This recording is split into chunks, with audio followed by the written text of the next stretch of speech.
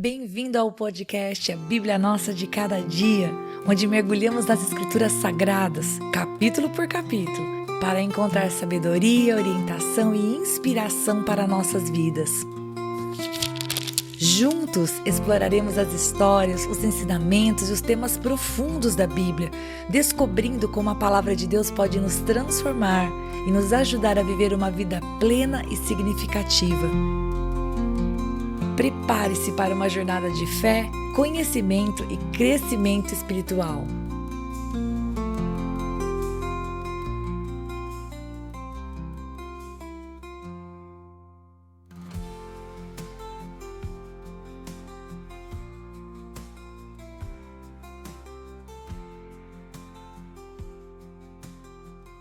Que alegria ter você aqui para nós meditarmos em Números capítulo 8. Como você está hoje? Eu espero que você esteja bem e espero que, se não for o caso, que Deus, em nome de Jesus, te fortaleça, te coloque de pé, te dê discernimento a respeito daquilo que precisa ser feito, das decisões a tomar, e caso a decisão seja esperar no Senhor, que o Senhor te dê longanimidade, temperança, domínio próprio para esperar enquanto o Senhor está agindo em teu favor. Existe uma parte do processo que somos nós que fazemos e a outra, que é o sobrenatural, pertence a Deus. Nós podemos confiar que aqueles que estão esperando no Senhor não esperam em vão, em nome de Jesus. Nós vamos meditar agora em Números capítulo 8. O capítulo 8 de Números vai falar de dois assuntos básicos, do meu ponto de vista. Daria para aprofundar mais, mas eu penso que dois assuntos são básicos. O primeiro deles é aquele que vai do versículo 1 até o versículo 5 deste capítulo. E se você leu ou se você escutou eu lendo para você, você sabe que nessa parte introdutória do capítulo, o que está sendo mostrado é que Deus pede a Moisés que oriente Arão para que ele acenda o candelabro, as lâmpadas do candelabro, de maneira que haja uma iluminação diante do candelabro. Então, Deus está apenas dando uma orientação através de Moisés para que oriente Arão, para que ele proceda dessa maneira e que esta parte do tabernáculo seja iluminada. E logo na sequência, Moisés vai acrescentar para a gente que o candelabro foi uma peça feita de ouro batido, né? Foi forjado de uma peça apenas de ouro para este serviço, iluminar o tabernáculo. E quando nós paramos aqui, queridos, é isso que está escrito. É o Senhor Deus se preocupando com a iluminação e com a maneira como Arão iria proceder para fazer com que essa luz estivesse ali, estivesse garantido que estivesse acesa e inclusive a posição dela. Aplicando isso para as nossas vidas, porque este canal é um canal de meditar na palavra do Senhor, né? Aquilo que está escrito é o que está diante de nós. O Senhor está dando uma orientação a respeito de como acender uma lâmpada. Ponto. Como posicionar uma lâmpada para trazer luz. Mas ao aplicar isso para as nossas vidas, isso parece tão profundo.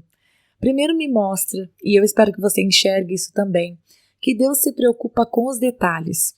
Se Deus se preocupa com a iluminação de uma sala do tabernáculo, que obviamente é um lugar maravilhoso, é um lugar da presença do Senhor, quanto mais o Senhor não se preocupa com a minha casa e com a tua, que também é o lugar da presença do Senhor. E assim como Deus deu uma orientação específica para que Arão posicionasse as lâmpadas para que entrasse luz, para que iluminasse o local, entrasse luz não, mas para que iluminasse o local, também o Senhor pode nos dar instruções específicas para que na nossa casa, onde Ele quer habitar junto conosco, a luz esteja ali, o local esteja iluminado, não haja nenhuma oportunidade para as trevas.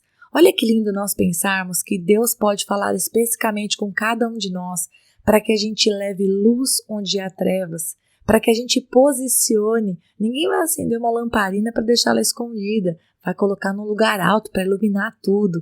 Existe uma posição para nós colocarmos cada feixe de luz, vamos falar dessa maneira, cada lâmpada. E eu falo isso porque você que está me ouvindo, eu acho que você deve estar entendendo o que eu estou falando. Deus pode direcionar você para iluminar alguma coisa que Deus quer que você ilumine, que tem andado em trevas dentro da tua casa. Então, se, por exemplo, você perceber que tem havido muitas brigas entre os seus filhos e vocês, você pode levar luz sobre este lugar. Você pode levar luz através da tua oração, da tua intercessão.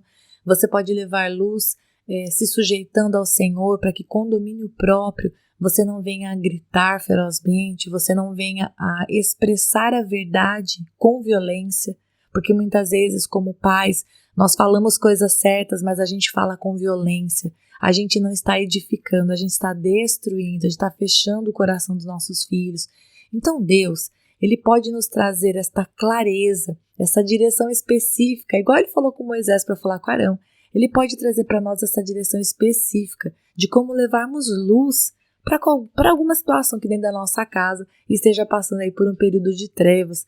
E eu até cito mais um exemplo, imagina só a situação financeira, uma situação de trevas em que as pessoas estão passando por real luta na área das finanças e elas não têm como mudar essa situação por enquanto. Bom, elas precisam trabalhar em unidade. Por quê? Porque uma situação financeira demanda uma estratégia de mudança. Às vezes é um período em que você só precisa baixar a cabeça e continuar firme. Aqueles recursos já estão planejados, agora só precisa manter o plano.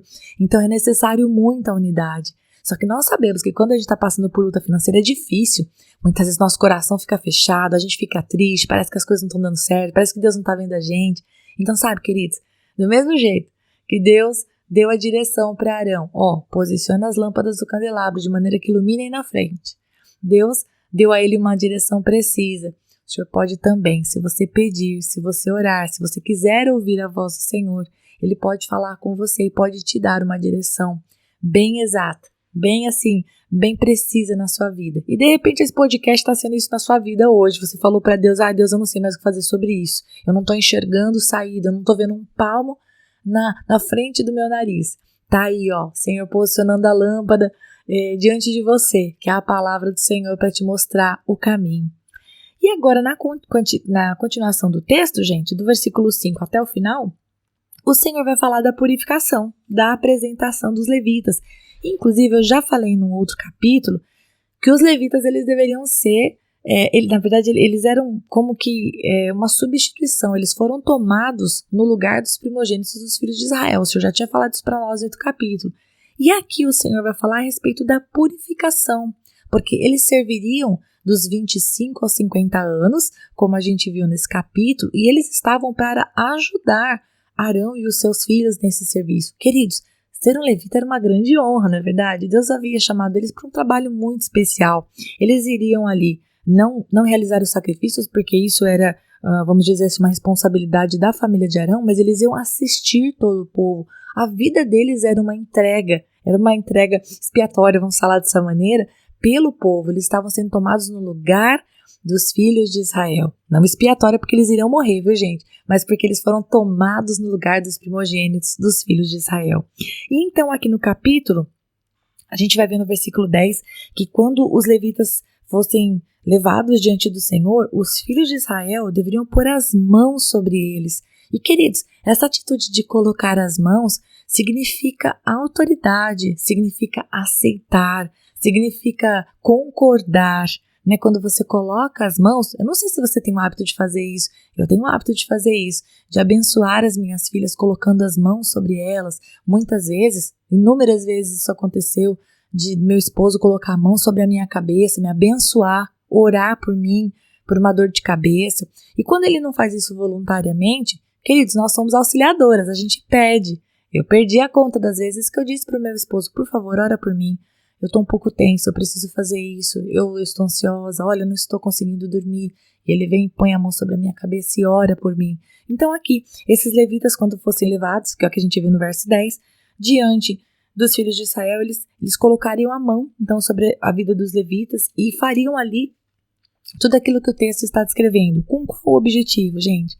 Com o objetivo de aceitá-los, purificá-los. Eles iriam tomar todas as medidas necessárias, como tomar um banho, trocar a roupa, cortar, passar a navalha sobre o corpo, e enfim, essa era a vontade de Deus. E o que é que mostra o restante desse capítulo? O versículo 20 nos mostra. E assim fizeram Moisés, Arão e toda a congregação dos filhos de Israel com os levitas. Segundo tudo que o Senhor havia ordenado a Moisés a respeito dos levitas, assim lhes fizeram os filhos de Israel. Querido, sabe o que eu senti enquanto eu estava lendo o restante desse texto? Eu senti uma sensação de paz invadindo meu coração. E essa paz veio veio da minha leitura do texto que mostrou que Deus mandou fazer um negócio. O povo foi lá e fez e obedeceu. E quando essas duas coisas se encontram, Deus mandando fazer uma coisa e o povo obedecendo, gente, não tem como dar errado. Enquanto funciona dessa maneira, o Senhor dá uma direção e o povo obedece, tudo prospera, tudo é abençoado. E então, o capítulo vai ser finalizado com o Senhor dando as últimas direções para Moisés, mas para aqui. Tudo em harmonia, tudo muito tranquilo, porque o povo simplesmente ouviu o que Deus mandou falar. Mandou falar não, mandou fazer. E eu penso que, eu acho que de maneira muito óbvia, é assim que eu aplico para a minha vida, para a tua vida, e você pode escrever nos comentários se você pensa diferente. É assim que eu aplico para a minha vida. Aquilo que a gente sabe que é da vontade de Deus fazer, né? Porque Deus não precisa falar necessariamente audivelmente com a gente, Ele já deixou a palavra escrita dele dizendo pra gente.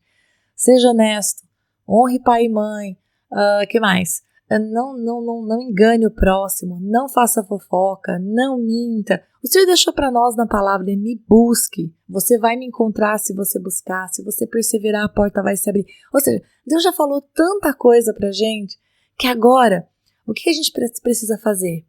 Aceitar a vontade dele como verdadeira e saber que, fazendo as coisas à moda de Deus, vai dar tudo certo.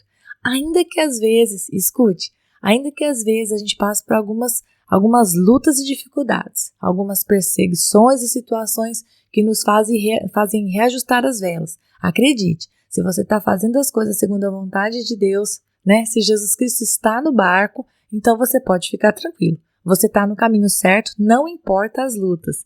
Não vou te prometer que fazer as coisas do jeito que Deus manda significa ausência de problemas, que senão eu estou falando para você uma coisa que é antibíblica, né? A Bíblia não respalda isso, mas significa que se nós estamos ali fazendo as coisas à moda de Deus, o resultado, na verdade, o resultado dessa semeadura é um bom resultado, porque você coloca Deus à frente. E o Senhor vai fazendo a cada passo as coisas cooperarem para o seu bem. É isso que a Bíblia nos garante. Bom, eu paro por aqui. Deus abençoe muito você, em nome de Jesus, e até o próximo capítulo, se Deus assim permitir. Até lá!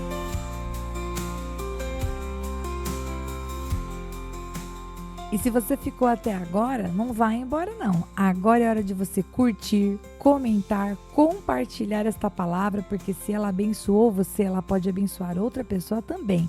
E lógico, se inscreva no canal, ative o sininho, assim você não perde os próximos episódios. Deus te abençoe e até lá!